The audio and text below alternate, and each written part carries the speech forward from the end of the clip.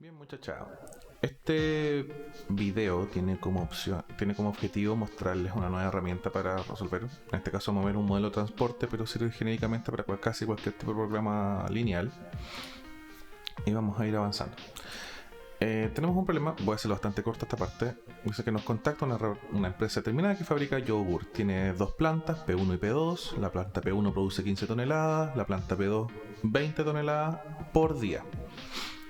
El yogur se debe transportar a tres plantas, que sería desde las dos plantas a tres centros de distribución, M1, M2, M3. M1 requiere 17 toneladas, M2 8 y M3 10 toneladas por jornada. Entonces tenemos que el precio para enviar desde la planta 1 al centro M1, M2 y M3 es de 3, 4 y 6 euros respectivamente. Mientras que desde la planta 2 a M1, M2 y M3 los costos de envío son 5, 7 y 5 euros por tonelada respectivamente. Entonces nos piden determinar cuáles son las rutas que minimicen el costo y tenemos que desarrollar el modelo, el diagrama de red y las rutas óptimas usando un software. En este caso vamos a ocupar Octave. Vamos después a hablar más de él. En primera instancia vamos a hablar del grafo para poder visualizar este asunto. Desde la planta 1 está a la izquierda, al centro de distribución, los centros de distribución está a la derecha. Entonces desde la planta 1 estamos haciendo 15, el centro de distribución consume 17 toneladas y cuesta 3 euros por tonelada mover una tonelada de yogur. Al centro de distribución 2, 4 euros, al 3, 6 euros, así después con la planta 2, 5 euros al 1, desde la planta 2 al centro 2, 7 euros y de la planta 2 a 3, 5 euros. Entonces ahí tendríamos completado el grafo. El modelo, hay que definir las variables de decisión. Aquí sub IJ es las toneladas de yogur enviadas desde la planta I al centro de distribución J por día. La función objetivo es mantener los costos de transporte al mínimo, entonces estamos minimizando una función Z igual la sumatoria de un producto, que es una doble sumatoria que estamos técnicamente multiplicando arreglos. Esto tiene el uso de esta doble sumatoria nos presenta una complejidad extra al momento de expresarlo, pero tiene ciertas ventajas al momento de expresarlo en cuanto a computación. Entonces, donde aquí estamos diciendo que C y J es el costo de transportar una tonelada de yogur desde la planta I al centro de distribución J. Entonces, no está nada nuevo hasta el momento. Las restricciones, obviamente si decimos que S sub I es el suministro de la iésima planta, entonces la sumatoria que está expresada aquí para todo I es la capacidad de envío de la planta I. La otra es la demanda de cada centro. En este caso están a precios con menor igual o mayor igual, que en este caso tiene que ver con cuando la oferta y la demanda son desbalanceadas. Entonces y como todo en la vida no se está desbalanceado, esto se agregan variables de stock o variables de holgura.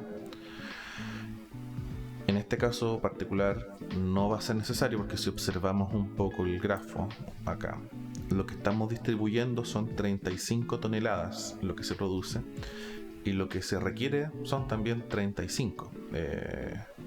17 más 8 son 25, más 10 35, entonces está bien, son 35 toneladas lo que se produce, 35 lo que se consume, entonces está balanceado el sistema. Se puede cambiar a igualdades. Estas restricciones cambian ahora a igualdades porque se cumplen, los números coinciden a ambos lados. En el caso que no coincidan, se tienen que sumar o restar valores dependiendo de qué es lo que esté pasando. Y obviamente la restricción de no negatividad está acá. Ya, ahora la parte más importante, que vamos a usar Octave. ¿Cómo se instala? En Debian y similares, o sea, Ubuntu, Linux Mint, no recuerdo otras que distribución están basadas en Debian. Sudo apt install Octave. En Fedora, si están ocupando algo que ocupe Fedora o CentOS, no, CentOS ocupa Yum, no ocupa DNF.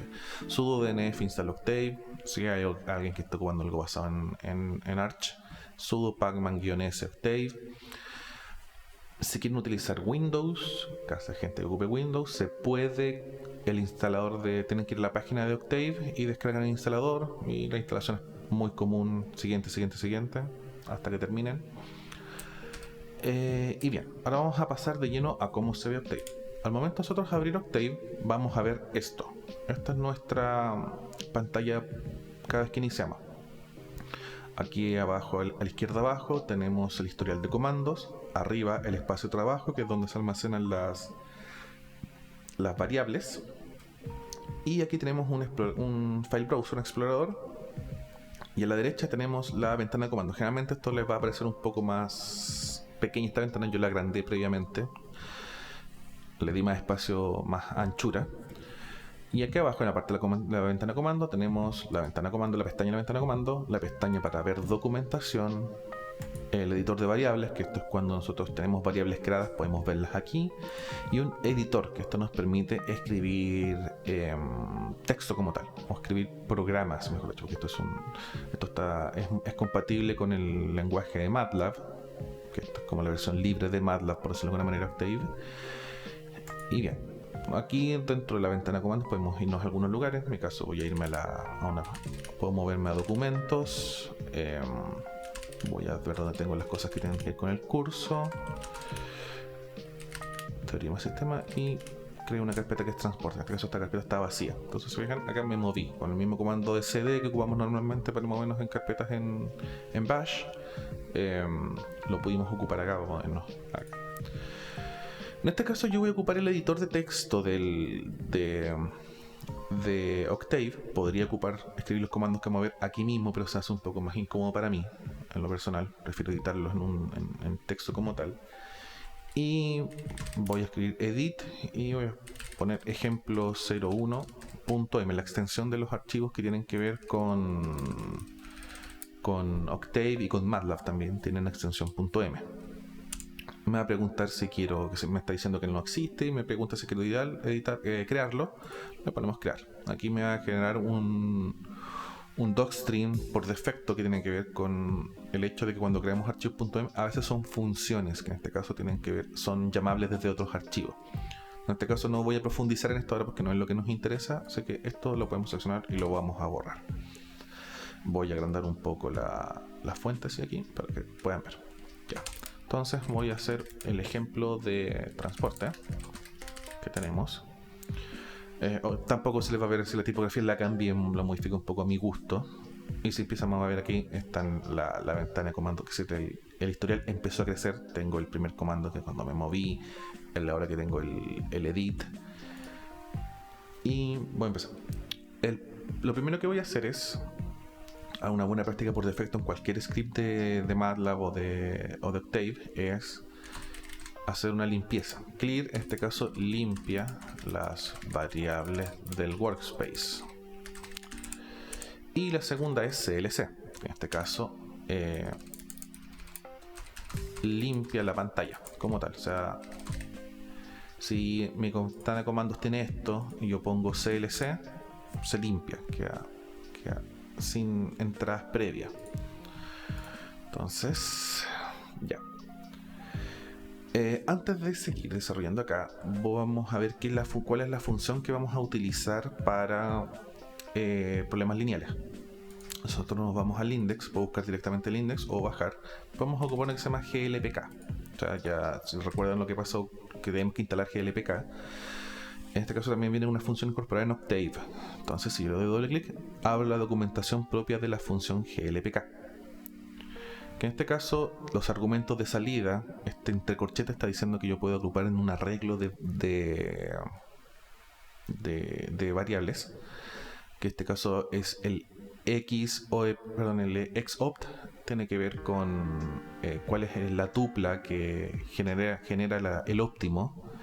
El fmin, que en este caso sería el mínimo, porque glpk por defecto trabaja en un problema de minimización. Rnum tiene que ver con el código de error de salida, y extra es una información extra, obviamente, que no necesariamente la necesitamos ahora.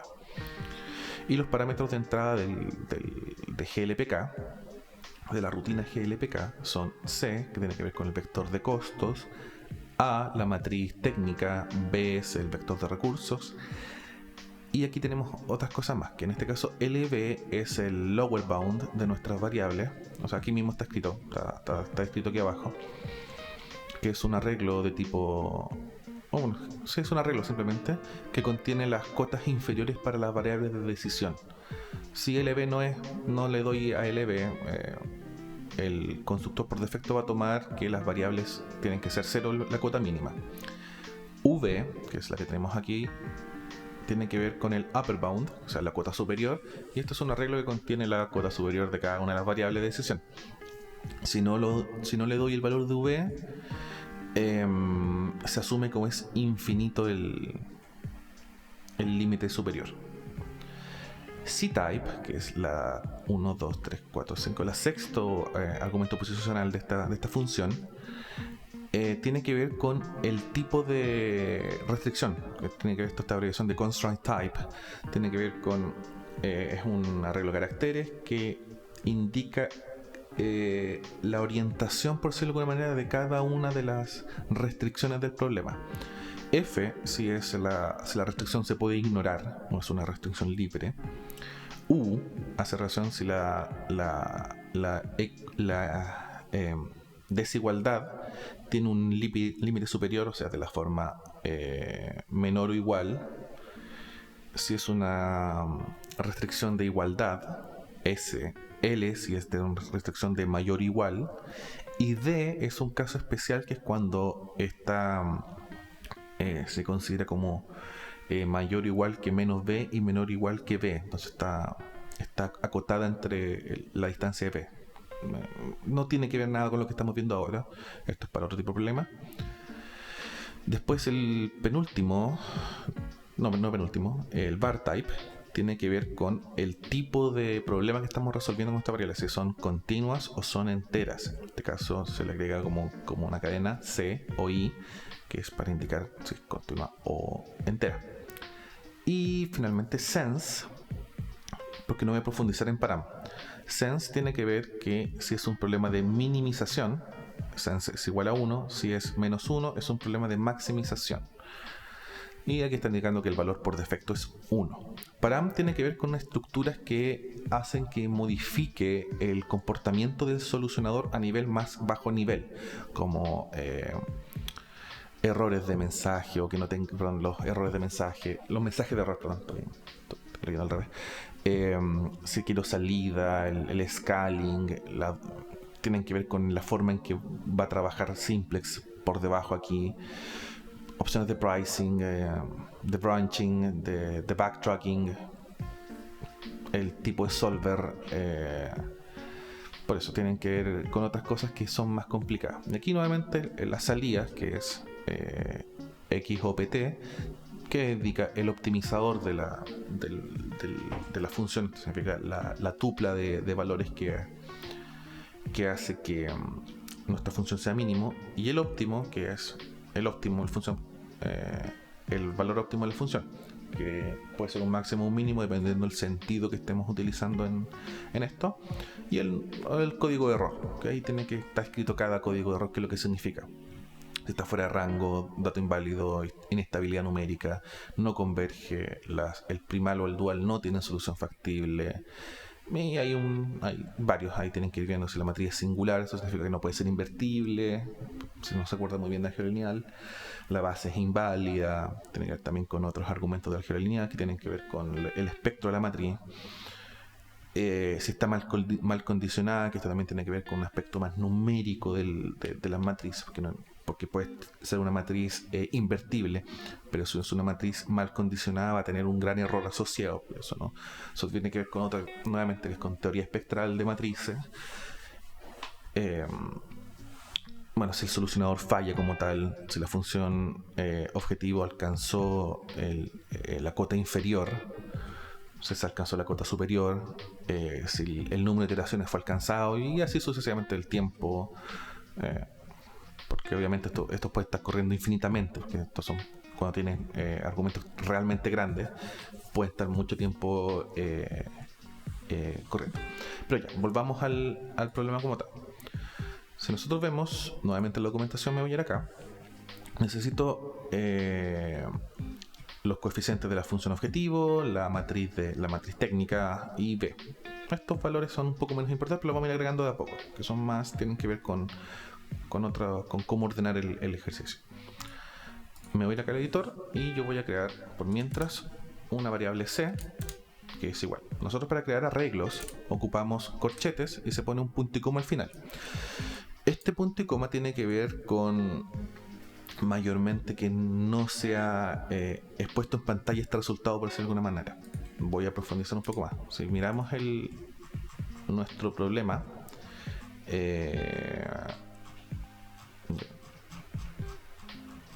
ya voy a ocupar esta que está acá. Tenemos los costos. Entonces el costo de transportar de 1 a 1 es 3, de 1 a 2 4 y de 1 a 3 6. Entonces un segundito, estoy revisando otra cosa acá. Necesito ajustar. Ya, ahí está. Bien, si yo creo este valor C, está un poco pequeño. Ahí.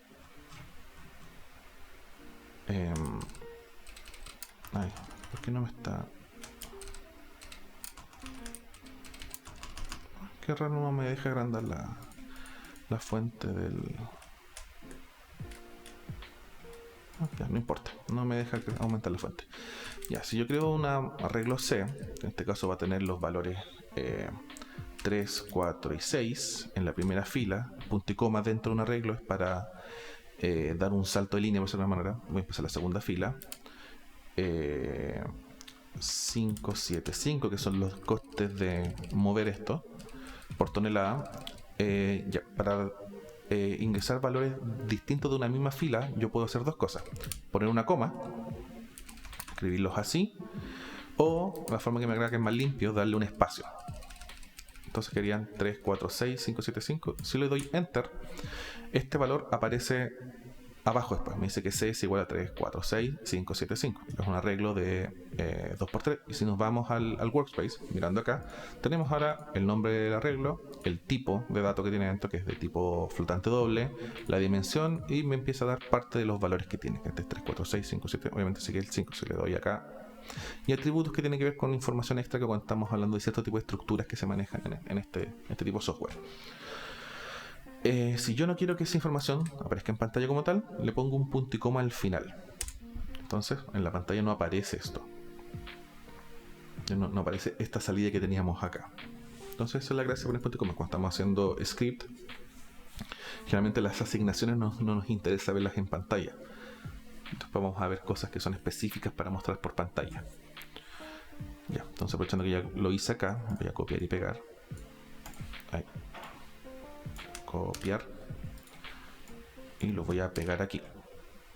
Entonces ahí el punto y coma. Eso no lo voy a mostrar por pantalla. Entonces este corresponde como a nuestro arreglo. Arreglo que contiene costos. Contiene los costos. Voy a agregar un arreglo S. Perdón.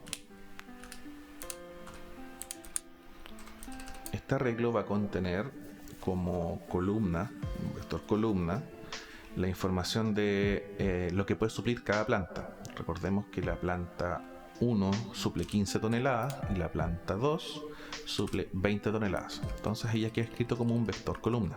Recordemos, el punto y coma dentro de los corchetes indican que estoy saltando una línea, por decirlo de alguna forma. Estoy pasando a la segunda fila. Las comas me indican estoy agregando entradas en la misma fila. El punto y coma salto a una fila distinta.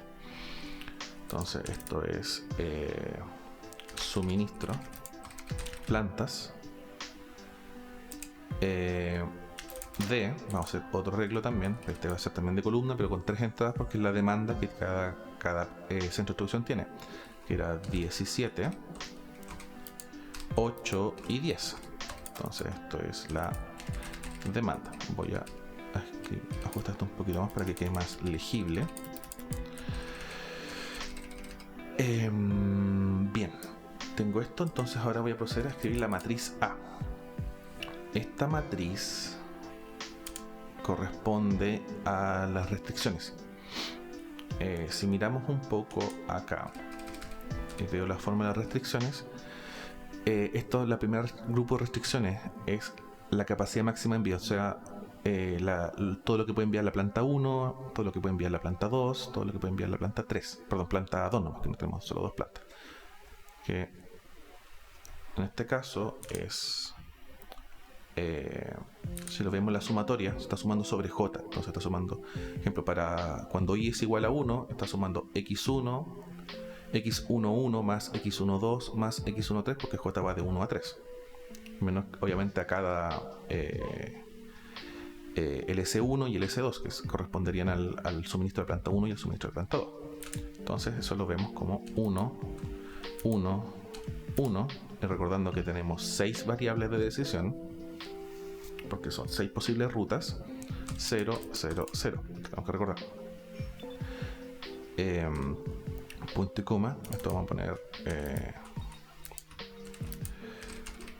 restricción suministro planta 1.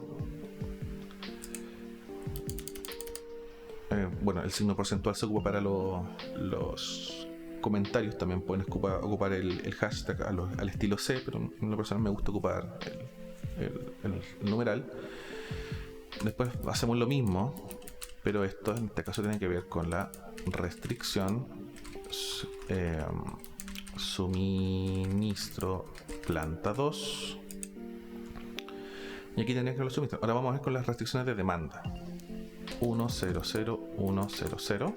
Esto tendría que ver con la demanda del centro 1.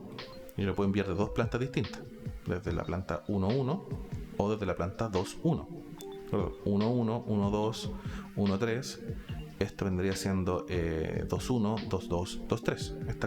Voy a darle un espacio para que se vea un poco mejor este arreglo. Lo voy a agregar como un comentario aquí. Esto tiene que ver con el espacio 1, 1. Perdón, esto es x11, x12, x13, x21, x22 y x23. Ese es el orden de las columnas. Da lo mismo si le doy un poco más de espacio para que quede más centrado.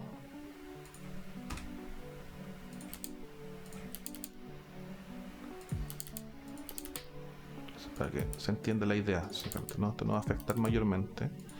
Espero que no debiese afectar este espacio. Si afecta, lo tendremos que modificar nada más. Ya. La demanda del centro 1. Nuevamente vamos 0, 1, 0. Perdón, esto es 0, 1, 0. Esto es la demanda del centro 2 y 0, 0, 1, 0, 0, 1. Aquí voy a cerrar el corchete. Punto y coma. Demanda del centro 3. Entonces aquí tendríamos nuestras restricciones agregadas. Este punto y coma no es necesario. Voy a darle un poco más de espacio para subir ahí. Bien. Si ponemos atención a la documentación, esto me está solicitando que este valor de C debe ser un vector, un arreglo de tipo columna. Ya. Para poder hacer eso, necesito transformar esto, que lo puse como un arreglo de 2x3, a un vector único. La forma más común de hacerlo en lenguaje que tiene que ver con MATLAB y Octave es ocupando el operador 2 puntos entre paréntesis. ¿Okay? Esto hace relación. Yo puedo llamar los elementos con subíndice. Por ejemplo, en este caso, en MATLAB y Octave, los índices parten de 1, no de 0. Como observación, para que tengamos claro. Entonces yo podría ver el valor 2,3, por ejemplo. Me lo va a dar. Ahí está. Es 5, que es el valor 2,3, que correspondería a el arreglo. Pero si yo simplemente ocupo el 2 puntos, que es un operador de rango, entre comillas, en esta clase de software, yo voy a poner todo esto como un vector, me lo voy a poner todo como un vector columna, toda la información de C. Pero a mí no me interesa que esté así, porque ¿qué es lo que va a tomar? Va a tomar cada columna y va a escribir una atrás de otra. Si consideramos que por decirlo como este arreglo está considerado de 3 columnas, entonces va a tomar la columna 1, después va a pegar la columna 2 y después va a pegar la columna 3. Entonces 3, 5, 4, 7, 6, 5, que es lo que está apareciendo acá. Pero en parte no me sirve este orden. Me sirve que esté el orden como esté transpuesto. ¿Qué quiere decir esto? Entonces el operador que transpone una matriz o un arreglo, lo que sea, es la comilla simple. Entonces si yo pongo ahí, C comilla simple, yo logro obtener la misma matriz, pero ahora escrito sus columnas como fila. Entonces 3, 4, 6, 5, 7, 5. Entonces esto ya es lo que yo puedo ocupar que tenga más sentido para mi problema. Entonces si yo hago lo anterior y le agrego los 2 puntos entre los paréntesis, voy a obtener esta columna de datos. Entonces yo me voy a ir acá al editor y voy a mostrar un C minúscula. Recordemos que acá yo ocupé C mayúscula. Este también es como la mayoría del lenguaje de programación, distingue entre mayúsculas y minúsculas. Voy a decir que C transpuesto y me lo escribís como una columna, punto y coma. Entonces clicamos, aquí puse arreglo que contiene los costos. Entonces esto es el vector de costos, vector de costos. Está como forma vector, vamos a poner columna.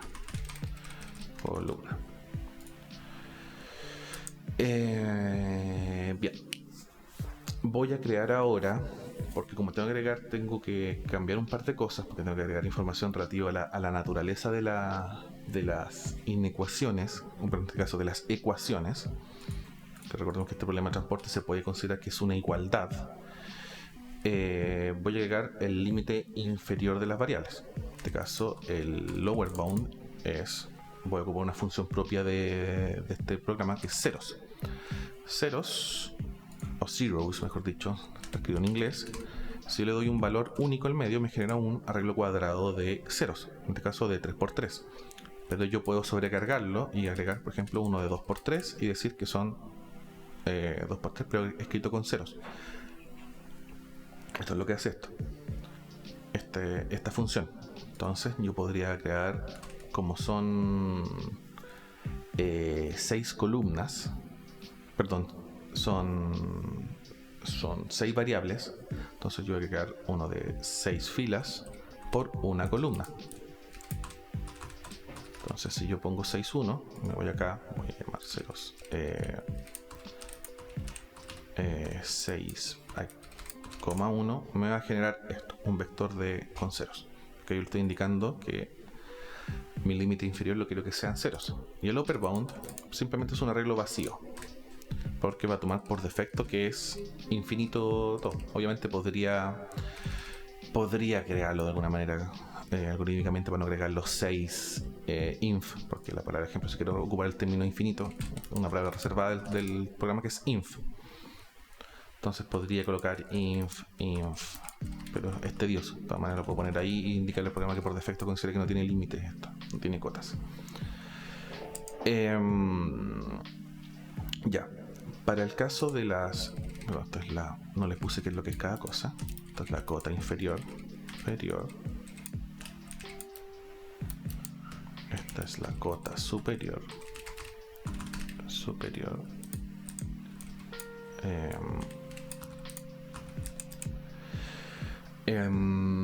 Ya, necesitamos agregar ahora el C-type, el tipo de las restricciones. En este caso lo ponemos como caracteres nada más. Estamos diciendo que estas son igualdades al final del día. También en el archivo puse que eran menor o igual o mayor o igual en la explicación, porque eso es la forma en que trabajamos cuando están desbalanceadas. En este caso, como está balanceado el sistema, lo consideramos una igualdad nada más. Y yéndonos a la documentación, la igualdad corresponde a un S. Entonces, agregamos 1, 2, 3, 4, 5, que son 1, 2, 3, 4, 5 inecuaciones. Bueno, 5 restricciones, que no son inecuaciones. Las variables de decisión son 1, 2, 3, 4, 5, 6. Como son 6, vamos a hacer que el var type, lo mismo, vamos a agregar 1, 2, 3, 4, 5, 6 de tipo continuo. Ya que es un problema de entero, podría considerarlo como variables enteras, pero ahora por efectos prácticos lo voy a considerar como continua. Esto es el tipo de restricción, perdón, tipo de restricción. Y acá hacemos el tipo de variable de decisión. En este caso estamos diciendo que son continuas. Estamos diciendo que son igualdades. Y no es necesario agregarlo como tal, pero yo lo voy a agregar por ahora porque podemos querer cambiarlo. El sentido, sense, que en este caso vamos a decir que es 1. Recordemos, 1 para minimización, menos 1 para maximización. Y aquí ya tendríamos la parte previa, la preparación previa de la información del problema. Y ahora podemos proceder a obtener las soluciones. Entonces, vamos a ocupar arreglos. En este caso vamos a ocupar el mismo nombre, xopt, y en este caso voy a poner un zmin. Xopt tiene que ver con el valor de la tupla que minimiza, recordando, y este es el valor, el mínimo, en este caso de la función. Aquí lo llamamos como glpk. ¿Y a quién le voy a pasar? Le voy a pasar C, le voy a pasar A, le voy a pasar B, le voy a pasar el límite inferior, la cota superior, el C-type, el var type y el sense. Ahora yo podría, para presentar por texto un poquito, porque acá simplemente, bueno, lo voy a hacer correr así. Voy a borrar todas estas líneas que tengo extra. Además que lo puse simplemente para que no pasara esto que queda todo tan abajo. Ya. Esto, para correrlo, podemos presionar el botón, ¿dónde está? Aquí está, Save File and Run, o Continue, que es cuando estamos ocupando el debugger para ir paso por paso, o presionar el shortcut, que es F5. Entonces, si lo pongo ahí, me voy a mi workspace, me creo todas las variables que hemos definido en el archivo, y a su vez el Command History me está mostrando el historial que estoy corriendo el ejemplo 1. Entonces, si me voy a la ventana de comando, no definí B, perdón. Entonces aquí dice que no está definido B. Cerca de la línea 26, en la columna 26. Acá. Entonces estoy llamando aquí, estoy ocupando esto, no lo definí. El vector B lo vamos a construir con el valor de S y el valor de D. Yo puedo invocar distintas columnas para mostrar esto. Entonces B ahora me va a quedar como una única columna, que en este caso es vector de costos. Vector de recursos se llama este. Vector de recursos. Bueno, como está esto ya en el comando, en la ventana de comando, les voy a mostrar qué es lo que pasa cuando hago esto. Si hago que esta llamada, estoy diciendo SD, no le voy a poner punto para que lo muestre.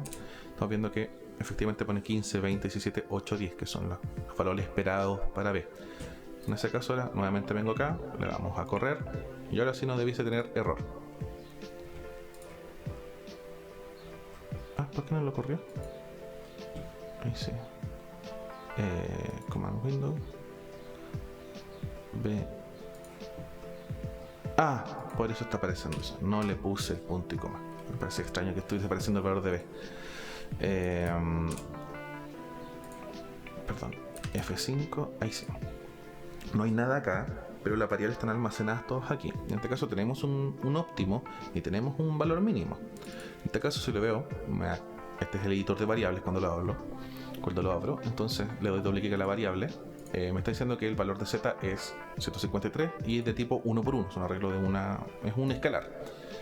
Y el valor de xopt, que me lo abrió acá abajo, puedo cerrar aquí, me va a mostrar como planilla el valor de x1, x11, 12, 13, esto sería 21, 22, 23.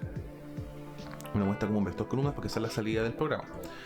Yo podría utilizar funciones propias de acá, que tienen que ver con lo que se llama reshape, que es para ordenar un poquito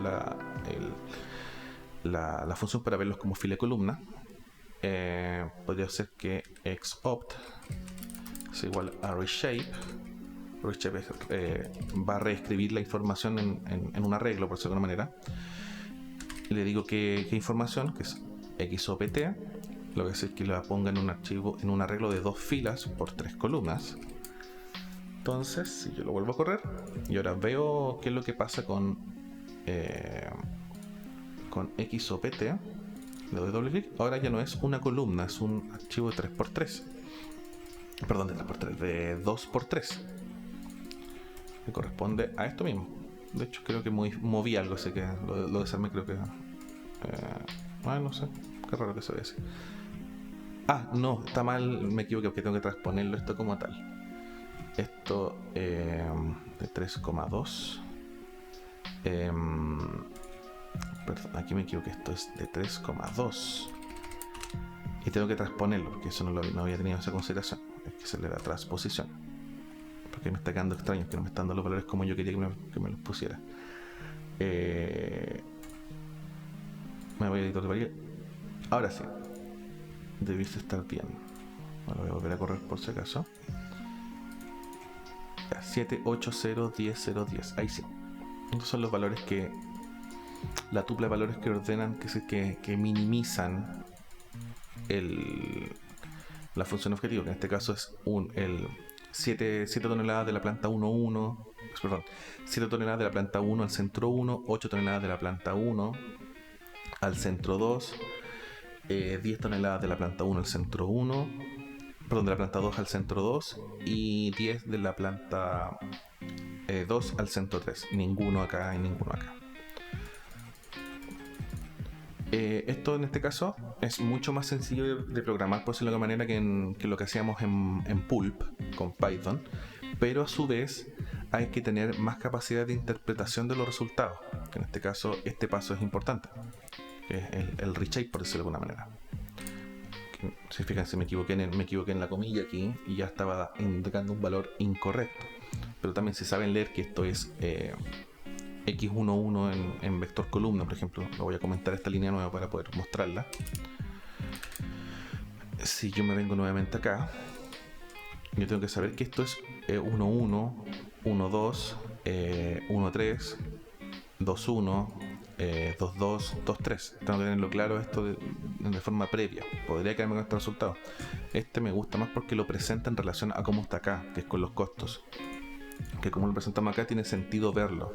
Cuando veo este C mayúscula, son los costos, tienen que ver con, por decirlo de alguna manera, lo voy a escribir aquí, lo voy a reordenar un poquito aquí.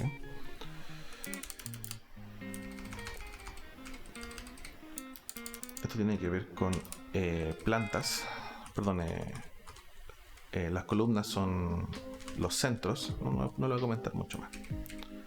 Pero sí me voy a darle un espacio porque no me gusta que se vea así. Ya.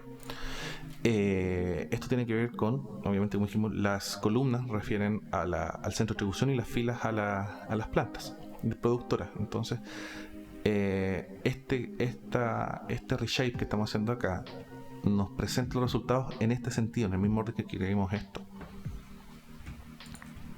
Entonces, esto es como la gracia de ocupar esta función aquí, que al presentar la matriz la vamos a estar presentando en este mismo sentido que estamos presentando estos costos, que es como una forma general de hablar de un problema de transporte.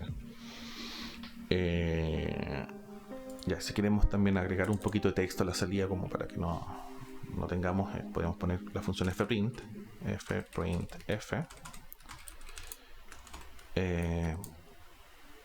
el óptimo o el costo mínimo de transporte es 2 puntos, y esto es como en C, asterisco punto, ejemplo, si tuviese valores decimales, punto 2f backslash n, pero en este caso euros, que es la moneda.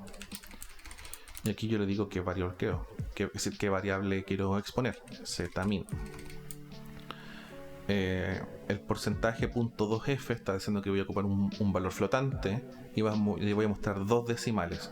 Si le pongo un valor antes, por ejemplo 4, voy a mostrar 4 valores enteros y 2 decimales, entonces puede que me corra la anotación. En este caso, si le ponen nada, está diciendo que muestra todas las cifras, la cantidad de cifras que tiene por valor entero, y me agrego 2 decimales al final. Y el backslash n, como dijimos, es para dar un poquito más de espacio. Otra función para mostrar texto es disp, que en este caso la voy a ocupar para también me sirve para mostrar variables. Puedo mostrar aquí xopt, por ejemplo, sin más, y me la va a mostrar. En este caso podría colocar la tupla, que perdón, las rutas. Estas son rutas en la práctica. Las rutas que minimizan el costo son dos puntos. En este caso no hay que agregar un backslash n porque esta función ya incorpora un salto línea cada vez que la vuelvo a escribir. Aquí podría poner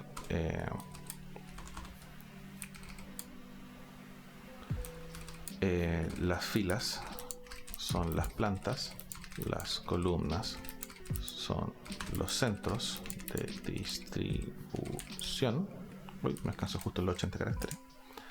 Y aquí pongo un disp, para que no quede tan encima, puedo poner un disp vacío y coloco un disp, en este caso la función, la variable que quiero mostrar, en este caso es el arreglo XGOPT. Si lo hago correr y me vengo a la pantalla, tenemos acá nuevamente el costo mínimo de transporte, 153.0 euros.